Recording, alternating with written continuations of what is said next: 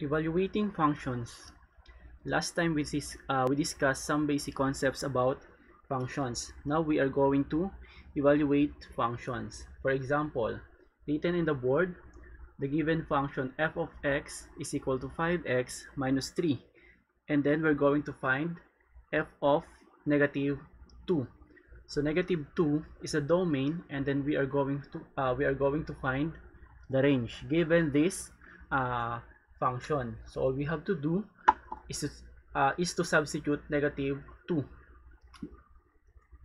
So this is the given function, and then x will become negative 2. So f of negative 2 is equal to 5 multiplied by negative 2 minus 3. And then f of negative 2 is equal to 5 multiplied by negative 2. So we will do this first. So that is negative 10 minus 3. So f of negative 2 is equal to negative 13. So if the domain is negative 2, given the function f of x is equal to 5x minus 3, the range is negative 13.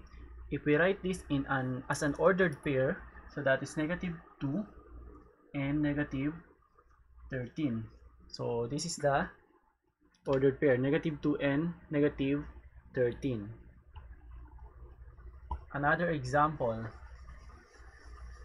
given the same function f of x is equal to 5x minus 3, what if we are looking for f of 1/2? F of 1/2. So with the same function, we will just substitute 1/2 to x. So it will become f of 1/2 is equal to 5 multiplied by 1/2 minus 3. And then perform the operation. F of 1/2 is equal to 5 multiplied by 1/2 is 5 halves minus 3. And then f of 1/2 is equal to 5 halves minus 3 is negative 1/2. So given this function f of x is equal to 5x minus 3, if we are looking for f of 1/2, so that is negative 1/2. If we write that as an ordered pair, so that is 1/2 and negative 1/2. So that is the second example. Another example, what if we change the function?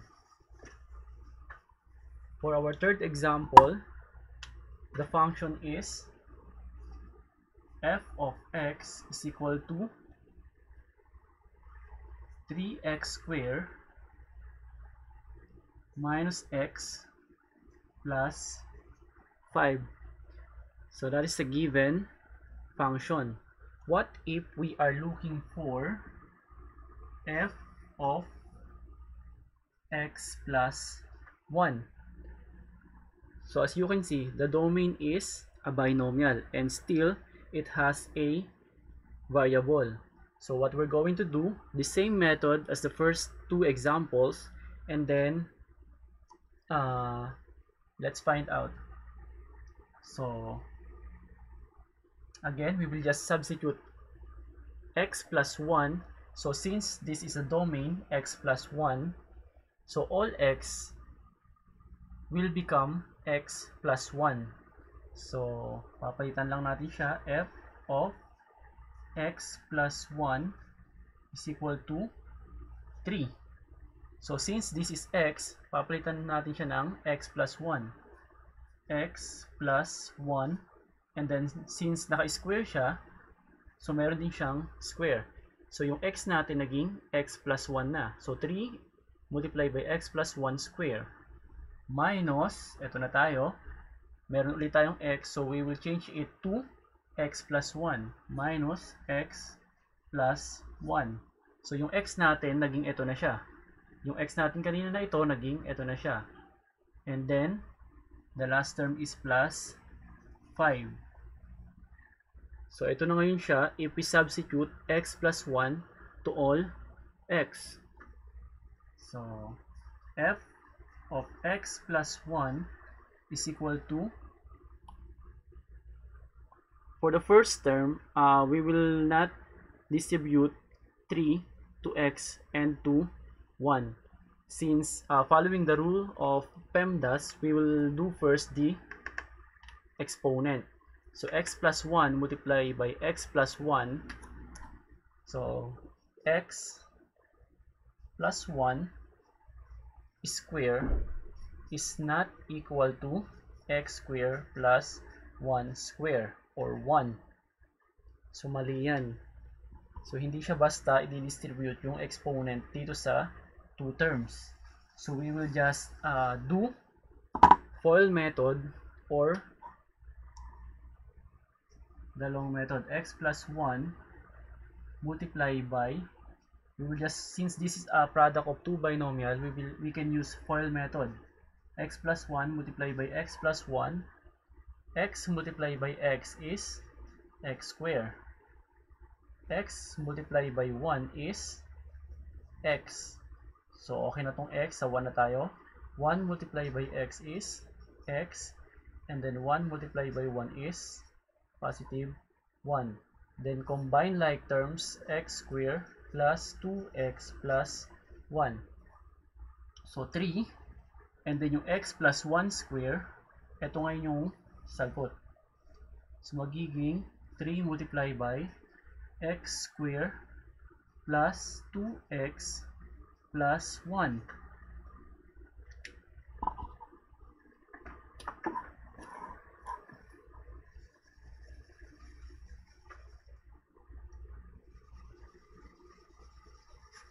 So that is just a review of using FOIL method. So 3 x plus 1 square, so x plus 1 square became x square plus 2x plus 1, and then minus x plus 1 and then plus 5.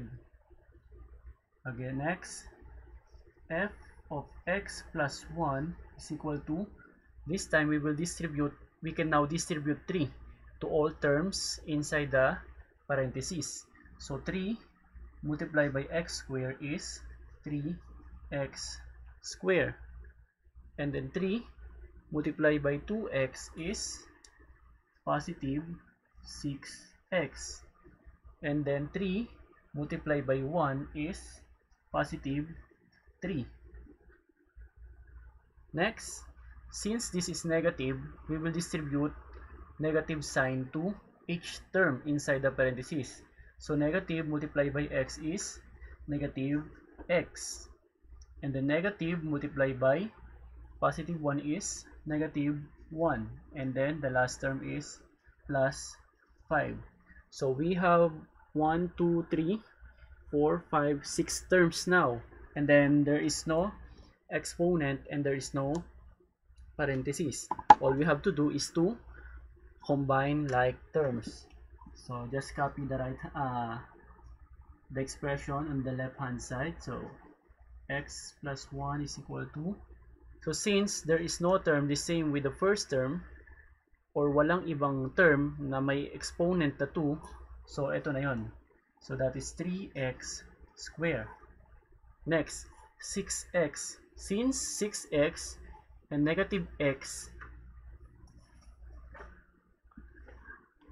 so same sila ng variable x and they have the same exponent which is 1, we can combine 6x and negative x. So 6x minus x is plus positive 5x. Next, positive 3 minus 1 plus 5. So here we can combine first 5 plus 3 is 8, and then minus 1 is 7. So 3x squared minus 5x minus 7. So since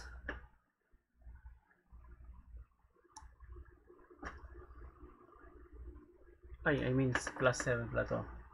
So since we cannot identify the value of x because our domain is still unknown because there is a variable x. So this is already the answer. 3x squared plus 5x plus 7. This time we cannot write it as an ordered pair because our answer is a trinomial, and our x is also our domain is also a binomial. So this is the answer. We cannot write the ordered pair. Another example, same function. Ay, nahubura.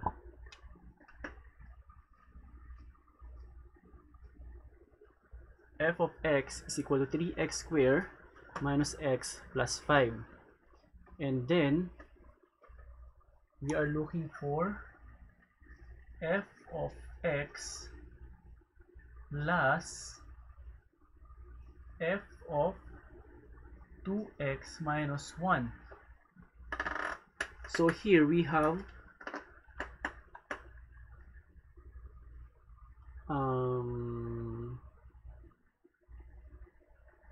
two domains, f of x and f of 2x minus 1. But we're going to combine two domains to identify the value of f of x is equal to 3x squared minus x plus 5. So since there are two domains, we will start with the first domain, which is f of x. So we have to identify first f of x, and then next we're going to solve for f of 2x minus 1. So let us identify first f of x. So again, since this is x, we're going to substitute x to x. Yun nga lang, since f of x na siya, so kitang-kita, ito yun, yung f of x. So ang value niya is 3x squared minus x plus 5. So it means f of x is equal to 3x squared minus x plus 5. So ito na kasi siya. So ito na yung first term natin. Next, ito naman ang hahanapin natin, yung f of 2x minus 1. So from the given function, f of x is equal to 3x squared minus x plus 5, we will substitute 2x minus 1 sa lahat ng x. So f of 2x minus 1 is equal to, parang medyo maliit,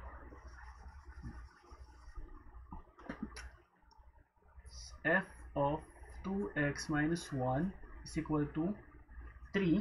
So ito, si x, pinalitan natin ng 2x minus 1 kasi ito yung domain natin. So 3x ulit to. So since x, 2x minus 1. So yung x nakatabi ni 3, pinalitan lang natin ng 2x minus 1. And then naka-square si x dito, kaya square din siya. And then minus x. Meron ulit tayong x, so papalitan ulit natin siya ng 2x minus 1. And then plus 5. So next, f of 2x minus 1 is equal to, again, uunahin natin itong exponent. So 3 multiplied by 2x minus 1. So that is 2x minus 1 multiplied by 2x minus 1. So ayan yan.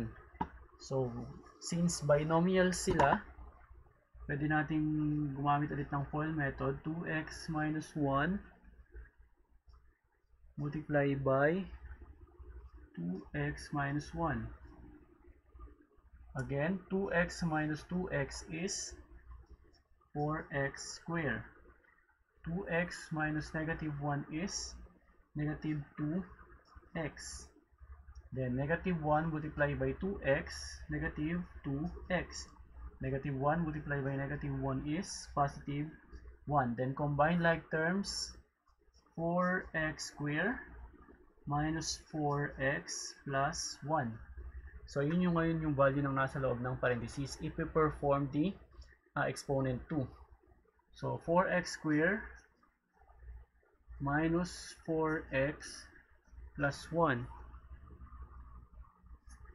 minus, so i-distribute na natin to si negative dito sa loob ng parenthesis. Negative multiplied by 2x, so that is negative 2x. Negative multiplied by negative 1, so that is positive 1. And then last term natin dito ay plus 5. So hindi natin sasama si 5 dito kasi hindi naman siya nasa loob ng parenthesis. Kung ano yung sign niya, ayun lang rin yung magiging sign niya dito. Next, i-distribute naman natin si 3 sa loob ng parenthesis. So, f of 2x minus 1 is equal to 3. 3 multiplied by 4x squared is 12x squared. 3 multiplied by negative 4x is negative 12x. And then 3 multiplied by positive 1 is plus 3. Then copy the last terms, negative 2x plus 1 plus 5. Next, combine like terms, f of 2x minus 1 is equal to, so since wala namang kaparehas na may square yung ibang terms, so kopyahin na lang natin si 12x squared. Lahat ng may x, so negative 12x saka negative 2x. So if we combine negative 12x minus 2x, that is negative 14x. And then 3 plus 1 plus 5, so that is 9. Plus 9. So ayan ngayon yung f of 2x minus 1. Pero dito sa pinaka given natin, kukopyahin natin, i-add natin si 4x squared, si f of x, dito sa nakuha natin sa f of 2x minus 1. So kanina, mali pala, hindi pala kasama to. So kanina, si f of x, ang value niya ay ito, 3x squared minus x plus 5. Ito siya. Ngayon, si f of 2x minus 1 ay ito naman ang value niya. So since i-add silang dalawa dito sa pinaka-operation natin, sa pinaka-given natin, we just copy ito, 3x squared minus x plus 5. Kasi ito yung value ng f of x. And then the value of f of 2x minus 1 ay ito. So since i-add natin yon, plus 12x squared minus 14x plus 9. So ngayon, we can now combine this. So 3x squared, ano pa ba yung term na may x squared? So ito, si 12x squared. So 12 plus 3 is 15x squared. Para mas ano pala, kopyahin muna natin ito pinaka given f of x is equal to, di ba, f of x plus f of 2x minus 1. So ito yung hinahanap natin. So equals, so again, f of x natin ay 3x squared minus x plus 5.